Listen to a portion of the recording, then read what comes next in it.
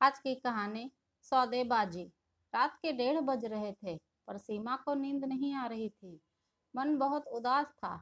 पलटकर पति सतीश की तरफ देखा तो वो बड़ी चैन की नींद सो रहा था। ये देखकर सीमा का मन गुस्से से भर गया। पिछले दिनों उसके साथ जो कुछ भी घटा, उसने उसे सोचने पर मजबूर कर दिया कि उसका तो कोई अस्तित्व ही नहीं है। जिसने जैसा चाहा वैसा चलाया, और उसमें सतीश का योगदान सबसे ज्यादा है। सीमा अपने ससुराल में छोटी बहू है, जहां उसकी सास, पति और एक बेटा है। दरअसल अभी 1 महीने पहले सीमा के पिता का निधन हो गया। घर में माँ के अलावा कोई नहीं है। सीमा अपने माँ बाप की इकलौती संतान है। पिताजी के जाने के बाद अब कई फैसले लेने थे। सबसे बड़ा फैसला कि माँ कहाँ रहेगी। माँ अब बिल्कुल अकेली थी, इसलिए सीमा उन्हें अकेला नहीं छोड़ना चाहती थी, लेकिन ससुराल में माँ को लाना नहीं चाहती थी। इसके पीछे एक बड़ा कारण था। जब सीमा के बेटे ने जन्म लिया था, तब उसकी माँ उसके पास कुछ दिनों के लिए आई थी, लेकिन उसकी सास और पति ने तो उन्हें नौकरानी ही समझ लिया था। बेचारी माँ सुबह से रात तक काम ही करती थी, पर दोनों माँ बेटे में से कोई उनकी मदद नहीं करते। ससुर के जाने का सतीश को कोई दुख नहीं था, बल्कि वह तो यह सोचता था कि प्रॉपर्टी का क्या करना है, क्योंकि उसे अच्छे से पता था कि सीमा की माँ ने पूरा फैसला सीमा के ऊपर छोड़ दिया है। लेकिन सीमा तो ये देखकर हैरान थी कि ससुराल में उसे कभी भी कोई फैसला लेने नहीं दिया गया। आज मायके में भी उसे फैसला लेने नहीं दिया जा रहा था।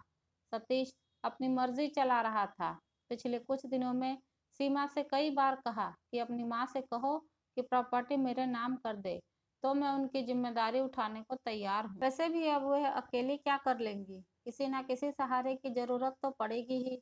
पर सीमा का मन नहीं मानता। वो सोचती है कि जो इंसान अपनी बीवी के हाथ में खर्चे के पैसे देने से पहले 10 बार सवाल जवाब करता है, 10 बातें सुनाता है, वो उसकी माँ का खर्चा कैसे उठाएगा। और सतीश की माँ ने कौन सी अपनी प्रॉपर्टी उसके नाम कर दी है, पर फिर भी खुशी से उनका खर्चा तो उठा रहे हैं। सतीश के भैया भाभी तो बाहर रहते हैं, साल में 2 बार आते हैं, सारा खर्चा सतीश ही उठाते हैं। तो ये मेरी माँ से सौदेबाजी क्यों करना चाहता है। बस यही बात सीमा को खटक रहा है। सीमा ने जब सासू माँ से इस बारे में बात की, तो सास ने उसे ही डांट दिया। क्या गलत कह रहा है वो। मेरा बेटा तुम्हारी माँ के खर्चे क्यों उठाए। बेचारे को कोलू का बैल समझ रखा है। सीमा बोली, पर माँ जी, जैसे आप हमारी जिम्मेदारी हो, वैसे ही मेरी माँ भी हमारी जिम्मेदारी है ना। सास आंख दिखाते हुए बोली, तू मेरी बराबरी अपनी माँ से कर रही है। मैंने बेटे को जन्म दिया है, पाल पोस कर बड़ा किया है, बदले में वो मेरी सेवा कर रहा है, तो तुझे देखकर जलन हो रही है। इतना ही सेवा करवाने का शौक था तेरी माँ को, तो एक बेटा पैदा कर लेती। और वैसे भी औरतों को क्या पता कि फैसले कैसे लेने हैं। सीमा, अब तेरे पापा तो रहे नहीं, फैसला सतीश ही तो लेगा ना। इसके आगे सीमा ने कुछ नहीं कहा। मन में सोचने लगी कि मैं बेटी हूँ, बेटा नहीं। ये उसकी सास ने बता दिया था, पर बेटा मजबूत हो और बेटी कमजोर, ऐसा हो नहीं सकता। अब सीमा निर्णय ले चुकी थी कि क्या करना है। सुबह जब उठी तो कुछ अलग ही लगी। सीमा जल्दी जल्दी घर के काम कर रही थी। ये देख सासू माँ सतीश से बोली, आज बहू को कहीं जाना है क्या, बड़ी जल्दी जल्दी काम निपटा रही है। माँ की बात सुन सतीश ने कहा, तुम कहीं जा रही हो क्या।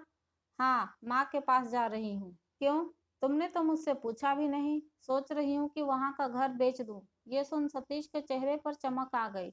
इससे पहले कि वो कुछ कहता, सीमा ने कहा, सोच रही हूँ कि वहाँ की प्रॉपर्टी बेचकर यहाँ माँ के नाम से एक छोटा सा मकान ले लूँ, और बाकी पैसे माँ के अकाउंट में ट्रांसफर कर दूँ। माँ के खर्चों में काम आएंगे। माँ पास में रहेगी तो मैं भी उन्हें आसानी से संभाल लूंगी। सतीश चिल्लाया, तुम्हारी इतनी हिम्मत कि तुम मेरे फैसले के ऊपर जाओ। देख रहा हूँ बहुत ज्यादा बोलने लगी हो आजकल। सीमा बोली, मैं आपके फैसले के ऊपर कहाँ जा रही हूँ। मैंने कभी ससुराल के बीच में नहीं बोला, कभी किसी फैसले में आपने मुझे शामिल नहीं किया, पर अब तो मेरे मायके से जुड़ा फैसला लेना है, और वो मैं ले सकती हूँ। वो मेरी माँ है, उन्होंने मुझे जन्म दिया है, तो उनके बारे में सोचने की जिम्मेदारी भी मेरी है। अगर मैं नहीं सोचूंगी तो लोग सौदेबाजी करने को तैयार हो जाएंगे, और वो मुझे मंजूर नहीं।